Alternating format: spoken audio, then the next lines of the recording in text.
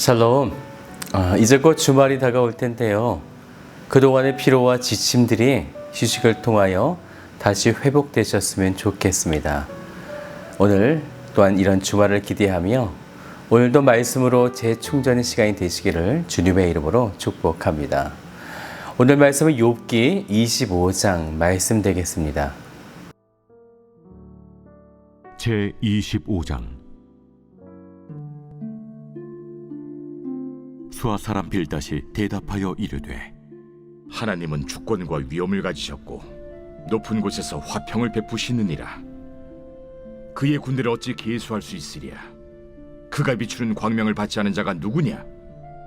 그런즉 하나님 앞에서 사람이 어찌 의롭다 하며 여자에게서 난 자가 어찌 깨끗하다 하랴? 보라, 그의 눈에는 달이라도 빛을 발하지 못하고 별도 빛나지 못하거든. 하물며 구더기 같은 사람, 벌레 같은 인생이랴.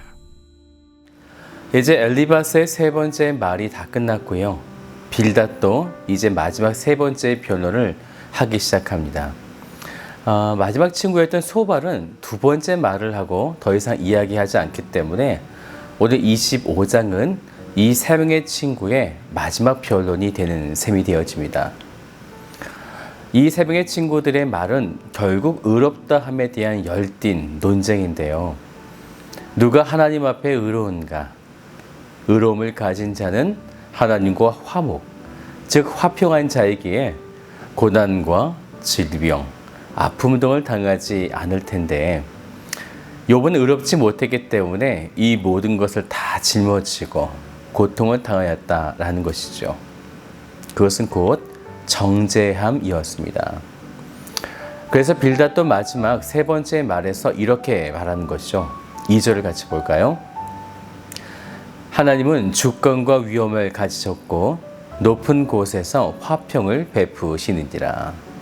화평, 즉 하나님은 화평을 베푸셔서 하나님과 화목하게 만드셨는데, 안타깝게도 이렇게 고통과 연단을 당하여 하나님과 화목을 이루지 못하는 욥은 결론적으로 의롭지 못합니다 라는 것입니다.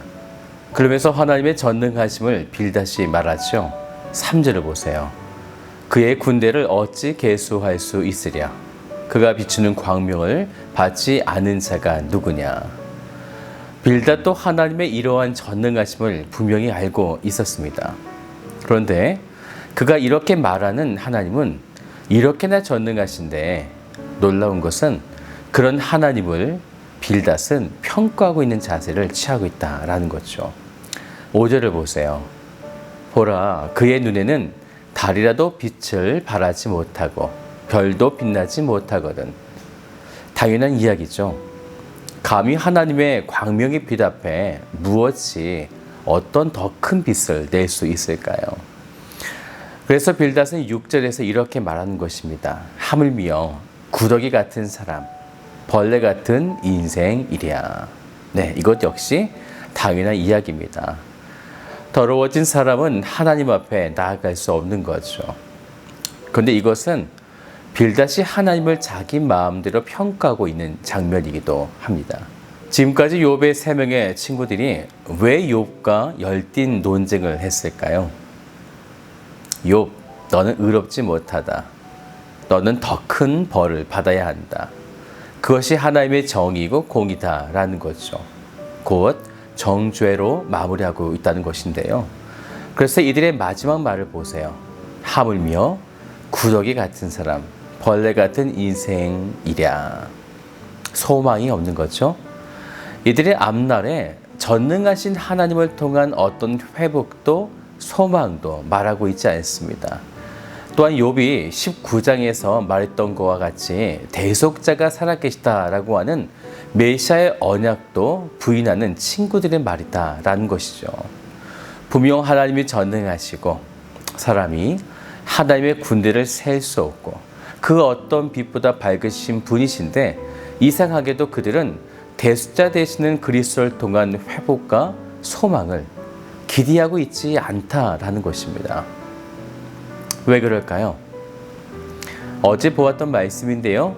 욥기 24장 13절을 보면 이런 말씀이 있죠. 광명을 배반하는 사람들. 네, 그들이 곧 광명을 배반한 사람들이기 때문입니다. 근데 욥은 1장에서 그리고 마지막 42장에서 그 빛을 바라볼 수 있는 희망의 카드를 가지고 있었어요. 그것이 바로 번제라는 것이죠. 번제를 통해서 죄 씻음으로 광명의 빛을 가지신 하나님 앞에 일시적으로 나아갈 수 있는 은혜를 욥은 알고 있었다라는 것이죠. 이제 세 명의 모든 친구들의 말이 끝났습니다. 분명 그들은 처음에 함께 울어주고 죄를 티끌을 덮어쓰고 7일 밤낮으로 함께하며 행여 욥이 힘들까봐 아무 말도 하지 않았던 좋은 친구들이었습니다.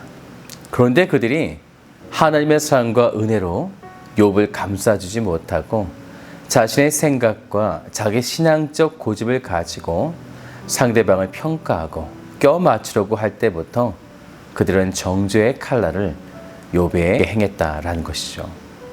사랑하는 여러분, 정죄는 죽이는 기능입니다. 이들의 모습을 보아도 그 정죄의 말에는 소망도 없고 기대도 없으며 비전도 없어요. 그저 죄만 파헤쳐 죽일 뿐입니다. 저는 우리와 우리 교회가 이런 사람을 죽이는 정죄가 사라지기를 기도합니다. 성령의 9가지 열매 아시죠? 온유와 자비와 양성과 절제와 충성, 사랑, 오래 참음, 희락, 화평. 오늘 우리 교회 가운데에 이러한 성령의 9가지 열매가 가득한 믿음의 공동체가 되기를 주님의 이름으로 축복합니다.